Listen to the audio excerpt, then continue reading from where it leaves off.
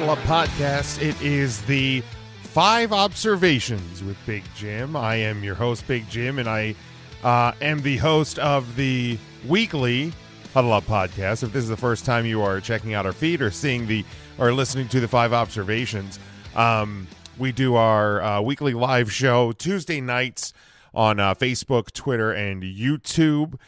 We air live. We discuss all things football during the football season. So if you are not subscribed to us, go to facebook.com/HuddleUpPodcast, at HuddleUpPodcast on YouTube and Twitter. Hit the link tree. That is where you will get all of the podcast links, our merchandise over at tpublic.com, and everything else Huddle Up related. And make sure you are subscribed to the podcast feed if you are not already, because we have bonus content aside from the weekly show, like this show, for example, my weekly 5 Observations, the 5 for Fighting, our NHL podcast with Mike Bernier, and soon to be joining the feed is the weekly And One NBA podcast with EJ. So make sure you are subscribed so you do not miss a minute of great Huddle Up content.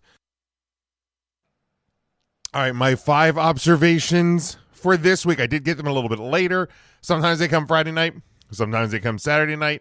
It's Sunday night this week because I was celebrating Christmas with some friends and my 3 Count Thursday 3CT podcast crew last night. So make sure if you are a wrestling fan, you check us out at 3 Count Thursday, but on social media and our podcast. But that is why you're getting this observations just a little bit later than normal, than on a normal week. So here goes observation number 1.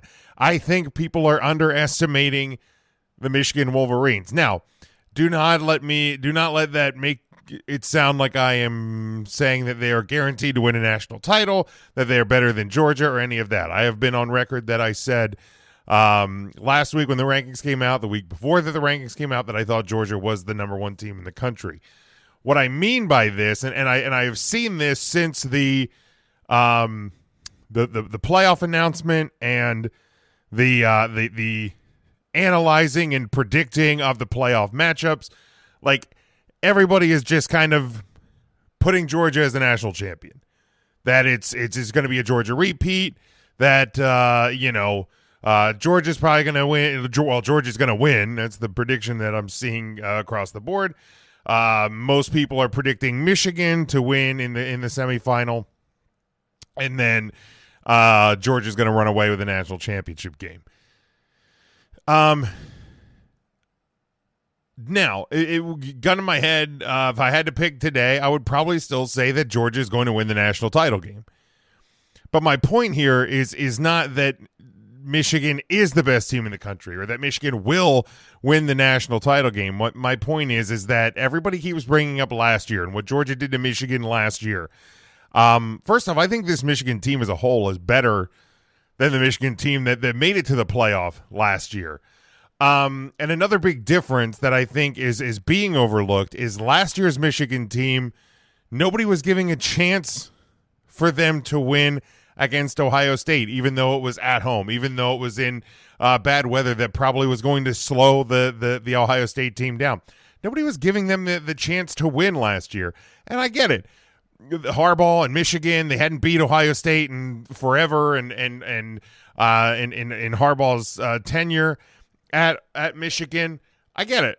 However, they did it. They won the Big Ten. They lost in the semifinal. This year, even nobody was giving Michigan they were not giving Michigan a chance to beat Ohio State. They did it again, and I think they did it more convincingly. Obviously, on the road in Ohio State in perfect weather, you know the story. So I do. I think this team is better. I think, especially if Blake Corum can return for a playoff semifinal or final, that obviously makes them better. And this Georgia team at times, now that it hasn't been in a little while, sans the Kentucky game, second to last week of the season. But overall, this Georgia team has had points along the way where they have looked like they could be in some trouble. Luckily, they were playing far inferior competition in those games. So maybe it takes the perfect storm. But I think that nobody is kind of giving Michigan the opportunity to do that. I think is where they've lost their oversight. And also last year, like, they made it to the playoff, but after like beating Ohio State, it was like, well, now what? Okay, well, we can win the Big Ten. Okay, now what? Well, I don't know. I don't think they ever like planned on getting to the playoff. They didn't know what it took to be a playoff team. I think that's different this year. They know what it takes. Now, again, can they win? That will remain to be seen. But they are better prepared. I think they started the season planning to beat Ohio State, planning to win the Big Ten, planning on getting to the national championship game. They're one step away from getting to that game. So to just overlook them and bypass them because it's Georgia, I think is just where people are missing the mark a little bit.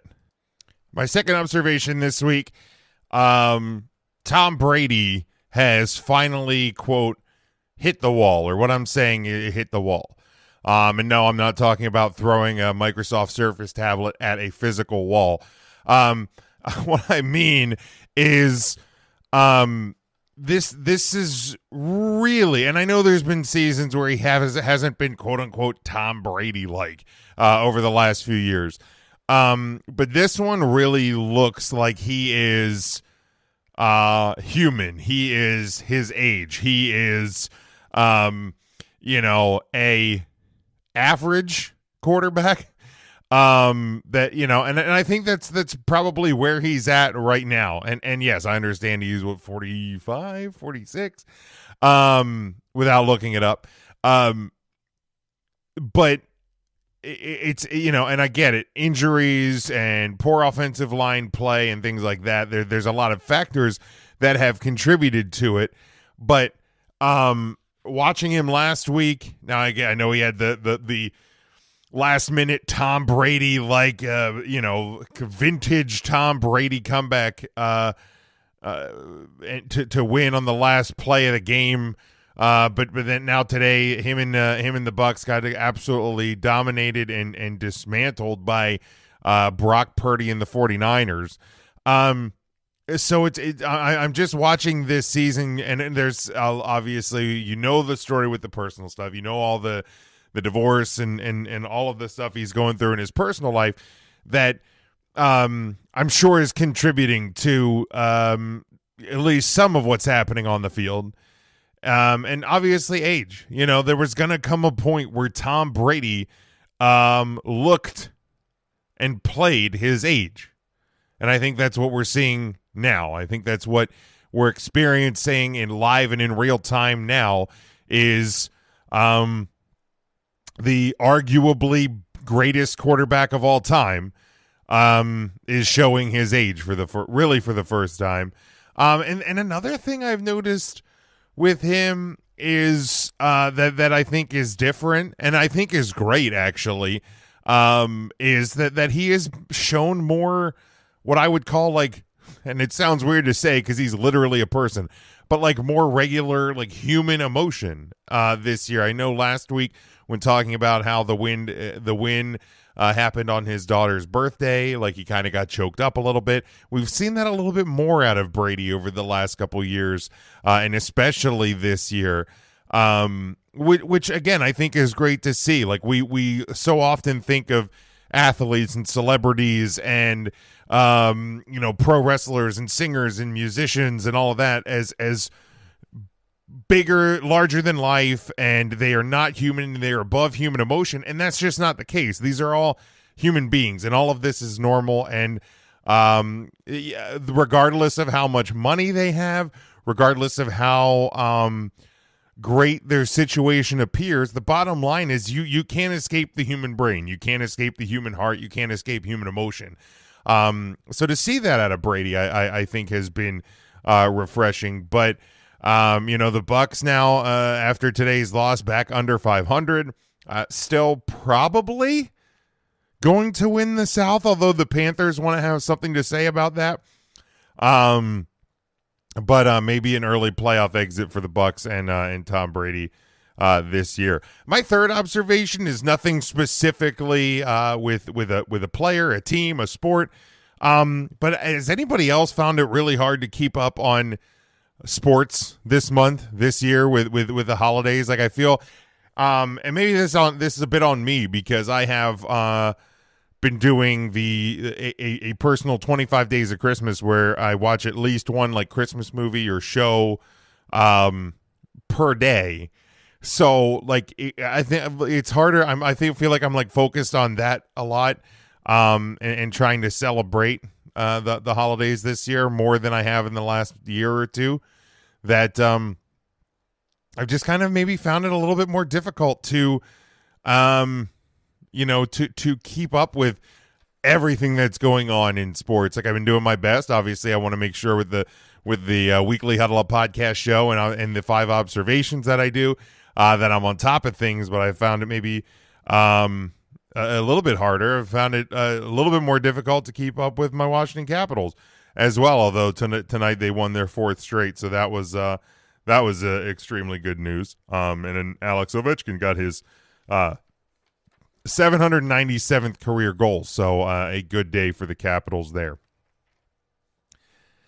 My 4th observation of the week, Jalen Hurts is without question the clubhouse leader for NFL MVP. Patrick Mahomes is still in the conversation. Joe Burrow is still in the conversation. There may even be a couple of others that are in the conversation, but I really think that at this point of the year, it is Jalen Hurts' award to lose. As much as I hate it, I'm not happy about it, and I'm not happy about what's happening with the Philadelphia Eagles right now, because I think if you ask me today, like who would be favorited in the Super Bowl if the top team from each conference made it to the Super Bowl, I would probably give the edge to Philadelphia.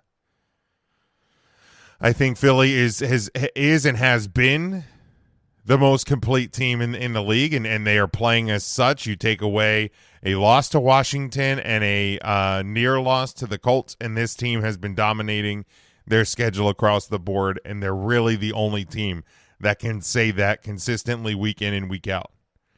But yeah, the Eagles 12-1. They became the first team to clinch a playoff spot today. They are very likely to win the NFC East. They are very likely to end up especially with a Vikings loss today to Detroit. The Eagles are very likely to be the number 1 seed in the NFC. And I think if you are placing odds, the better bet, the safest bet is probably that the Philadelphia Eagles are your NFC champions. I'm not saying they've locked it up. I'm not saying that playoff games don't matter, but they are playing as the best team in the conference right now. There's still plenty of football to play, even in the regular season. There's weeks 15, 16, 17, and 18. So 4 more weeks of the regular season, then you have the playoffs. So, you still have to play the games. But the Eagles are definitely looking like they have something going. Hurts became the first quarterback ever to have 10 rushing touchdowns in back-to-back seasons. He's around 70% completions, 20-plus touchdowns, 3 interceptions, 10 rushing touchdowns. He's 17-2 in his last 19 starts. He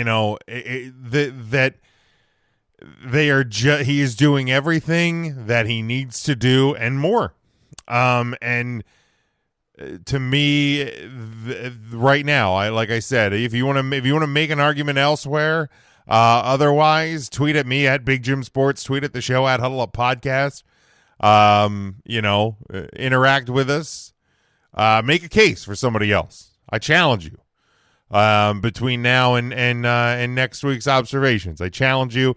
If you hear this and want to present your case for somebody else right now as a league MVP, go ahead.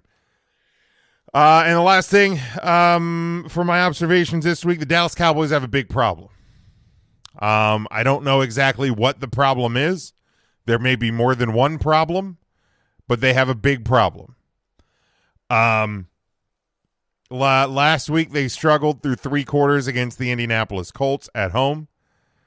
Today they struggled through 58 minutes against the Houston Texans at home.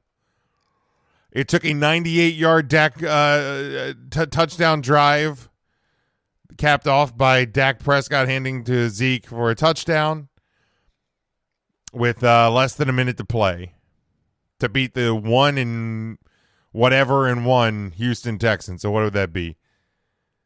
11-1 now, Houston Texans. 3 interceptions for Dak today. All of them poor decisions, made poor throws. Up until the last drive, just looked average, extremely average. There was times he had 7-8 seconds in the pocket, it seemed, and he couldn't, and he was throwing it behind receivers, under receivers, over receivers. I think Dak Prescott is a great person. He seems to be a good leader. But I'm this season I've really begun to question if Dak Prescott can ever be the guy to break the near 30-year streak of the Dallas Cowboys not winning a Super Bowl. I'm not sure that he is that guy. The Cowboys defense, which, earlier in the season and last season was the surprise of the year. The Dallas Cowboys had a defense.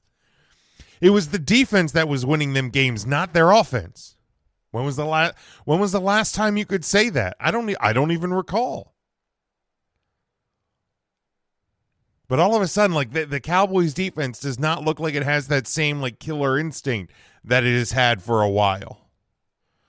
All of a sudden, it doesn't look like if they're not forcing turnovers or getting 6, 7, 8, 9 sacks a game, the team can't stop anybody, and the offense can't generate enough points against the Texans to lock up a victory. If the defense isn't playing well, the offense doesn't have that instinct either. More injuries to the team. I know they lost their right tackle, starting right tackle, to a leg injury. Kurth, the defensive back, had an injury in the pregame. Trevon Diggs had one that he came back from, but injuries are starting to pile up for the Cowboys as well. And I know they're piling up for a lot of teams. So this isn't me going, oh, the Cowboys aren't good because they're hurt. It's just how it is. The injuries are beginning to mount for the Dallas Cowboys. And on the defensive side, they can't afford it. On the offensive line, they can't afford it. So that's alarming. Mike McCarthy and Kellen Moore sometime looked like they're competing for the cast of Dumb and Dumber 3. Again today, they were throwing the ball way too much. It looked like there was no game plan for what the Texans defense was doing. Because figure that out. A team that's 1-11-1 was outsmarting you defensively. And up until 2 minutes to play, when you had a 98-yard drive, nothing creative was coming out of this team offensively. And the defense looked like they were getting scorched. So Dan Quinn may be, maybe the sidekick in Dumb and Dumber 3. At least over the past couple of weeks. So I don't know what exactly the problem is. But the frustration for me as a Cowboys fan, and I know for other Cowboys fans that I know, every year it's just like, man, when is something going to change with this team? When is something going to give with this organization? When, if ever, is Jerry Jones going to get it? And I don't know that he ever is. Because Jerry comes out smiling, joking, laughing with the media every week. No matter what's going on with the team. And every year, again, the Cowboys continue to disappoint. The Cowboys continue to play down to their opponents. The Cowboys continue to be mediocre. But Jamie, you should be happy. They're 10-3. There's still football to be played. And when the inevitable happens, when they clinch a playoff spot, then you got to go and do that thing. When the competition gets harder, when you're not playing the Texans and the Colts anymore. Two teams that 7 out of the last 8 quarters, you looked like you were on an even playing field with the Colts and the Texans. You should be dominating those teams. Look at what the Eagles have been doing. Don't look at their Colts game. But look at what the Eagles have been doing this year. For the most part, when they're playing teams that are below them, they crush them. When the Chiefs, when the Bengals, when the Bills, for the most part, are playing teams that are below them, they crush them. The Cowboys aren't doing that. That's a huge cause for concern for me. And there was part of me when Dak came back, it was like, okay, well, this team, they got through the Dak injury. Maybe this year. And that's the dangerous word. And like a dumbass, every year I fall into it. Maybe this year will be different.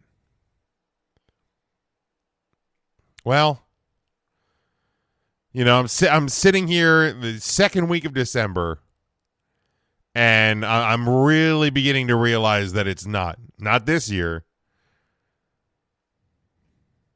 Probably not as long as Dak Prescott's the quarterback of the Cowboys. Probably not as long as Mike McCarthy is the coach of the Cowboys. And the really bad part is probably not as long as Jerry Jones / the Jones family are the owners of the Cowboys and we don't have a general manager. So that's maybe the biggest problem is it's Jerry and the Jones family. But the Cowboys have a big problem or problems, and they only have a few weeks to figure it out. I don't have faith that they will. But that's that. All right, that is going to do it for me with the 5 observations. You can catch the Huddle Up Podcast live Tuesday night, 8 p.m. Eastern Time, Facebook and Twitter at Huddle Up Podcast, YouTube.com /Huddle Up Podcast. And make sure you give us a like and a subscribe on all the platforms. Hit the link tree in any of our social medias, and that will get you to our podcast feeds, our merchandise, and everything else Huddle Up related. Until Tuesday night, I hope you have a great start to your week. And until then, stay safe, stay smart, and go for the win.